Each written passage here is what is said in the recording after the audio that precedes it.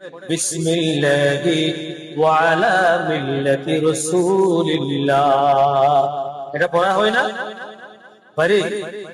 আপনি আজীবন নামাজ পড়েন নাই, ভালো কাজ করেন নাই, দান সদকা করেন নাই, কোরআন তেলাওয়াত করেন নাই, কখনো কোনো ভাগ মানুষকে সম্মান করতে পারেন নাই, আর আপনি যখন মৃত্যুবরণ করবেন, মৃত্যুর পর কাপড়ের সময় আমার মতো একজন ইমামকে কেন মিথ্যাবাদী বানিয়ে দিবেন?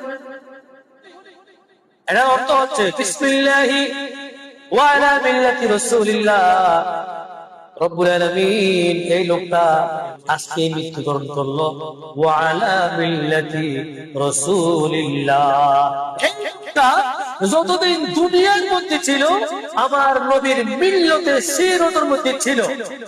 যদি থাকে তাহলে তো ভালো, যদি না থাকে তাহলে আমি কি মিথ্যাবাদী? আমি কেন মিথ্যা কথা বলবো আপনার জন্য, তাও এমন একটা গুরুত্বপূর্ণ পয়েন্টে, কবরস্থানে, যেখানে আমিও যাবো আপনিও যাবেন। সুতরাং কোন আলেম কি মিথ্যাবাদী, কোন পীর সাহেব আপনার ছেলে মেয়েরাও বলবে, সেখানে বলবে না। আপনি একজন আমাদের সবাইকে মিথ্যাবাদী বানাইয়ে এই পৃথিবীর থেকে চলে গেলেন। ভালো হওয়ার জন্য চেষ্টা করবেন।